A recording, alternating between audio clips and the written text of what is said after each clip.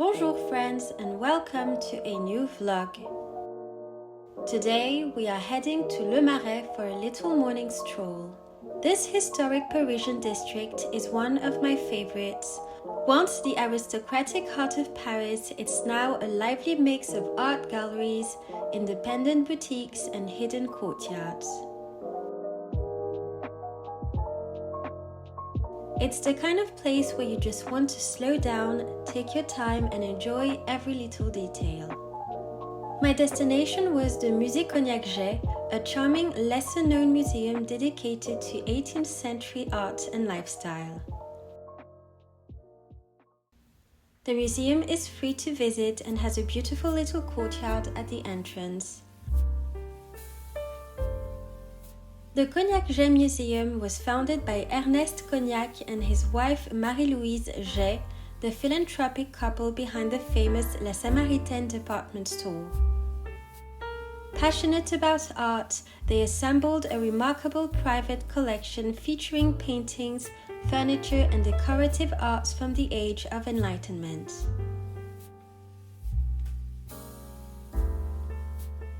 Their wish was to make this collection accessible to the public, and so it was donated to the city of Paris.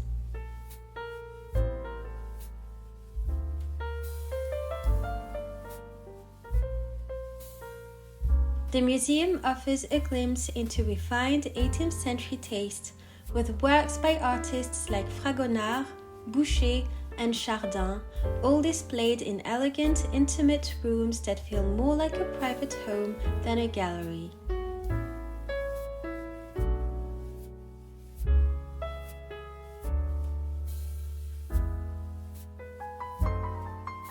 The fact that this museum is quite small and still under the radar of most tourists made the visit wonderfully peaceful. I could really take my time, slow down, and admire all the little details without any rush.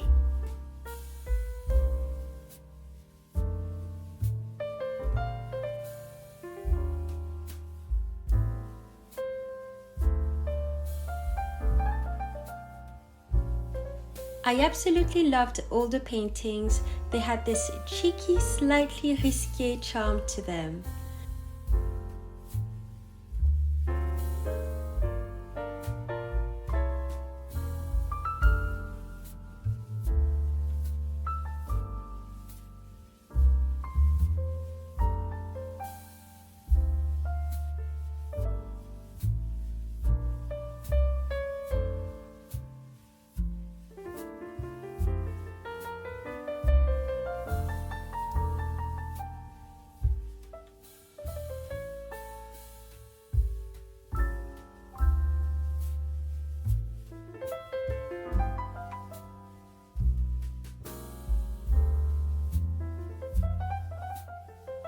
The museum is set in the hôtel particulier Hôtel de nom, dating back to the late 16th century, originally built for Médéric Donon, a wealthy Parisian financier and magistrate.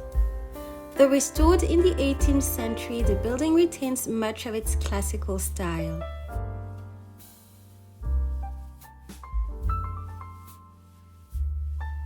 Over the centuries, it served various functions as it passed through different owners before being selected in the 1920s by the city of Paris to house the Cognacq-Jay collection. Thanks to its period-appropriate architecture and refined atmosphere, it was the perfect setting for the 18th century artworks and has been open to the public as a museum since 1929.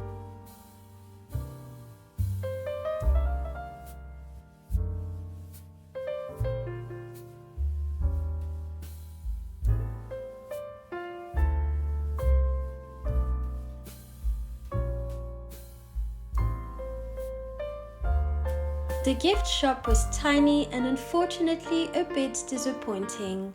I was hoping to find some postcards of the paintings I loved, but none of them were available.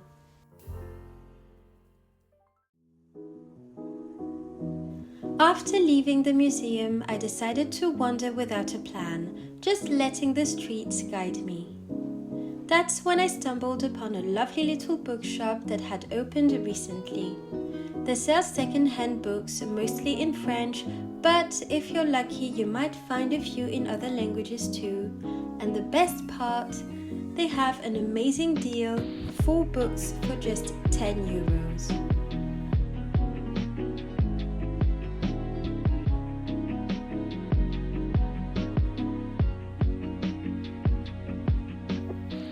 Later, I felt a bit hungry and decided to head to le Marché des Enfants Rouges.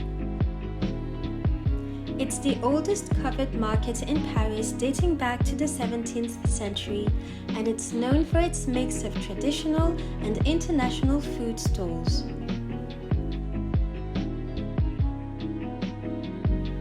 Although I spotted some tempting options like Lebanese food, which is one of my favorites, I decided to keep it simple and go for something more classic, so I stopped by a nearby bakery instead.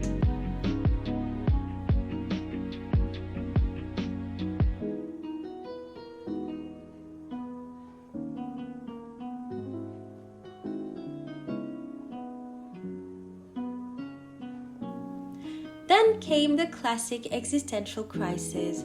Should I eat out or head home? In the end, I decided to go home. I had a heavy bag full of books I just bought after all.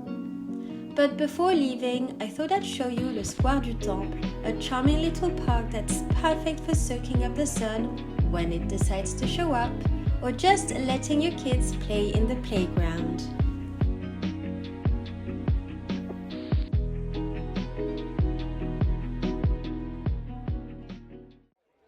Now that I'm back home, let me show you what I picked up. I went for a delicious rye bread sandwich with goat cheese, honey tomatoes, and arugula. It was so good. I don't usually go for goat cheese and sandwiches, but this one was just calling my name. And I finally got around to watch the new season of You on Netflix. For dessert, I chose a poire amandine bourdaloue, a moist and delicate pear and almond tart. Simple, but oh so perfect.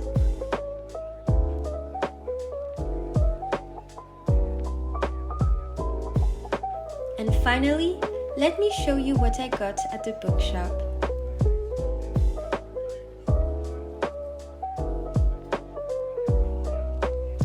The first book is by Yasmina Khadra, known in English as The Swallows of Kabul.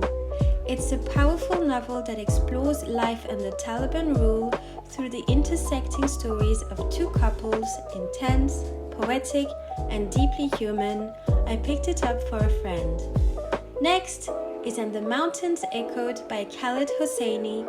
It's a sweeping emotional novel that follows the ripple effects of one family's choices across generations and continents.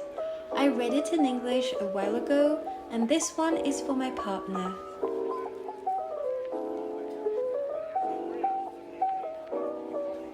Then I found a biography of Victor Hugo, my favorite author, a great writer, yes, but also such an inspiring figure in so many ways.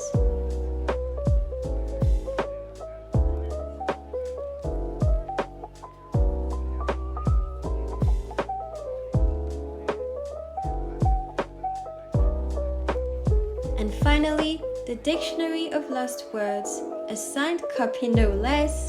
It tells the story of a young woman growing up alongside the creation of the Oxford English Dictionary, collecting the words of overlooked or dismissed, especially those of women. I honestly didn't know anything about it, but the title and the cover totally won me over, so I just grabbed it.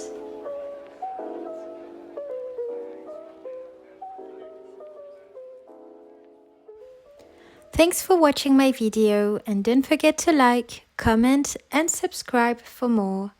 À bientôt!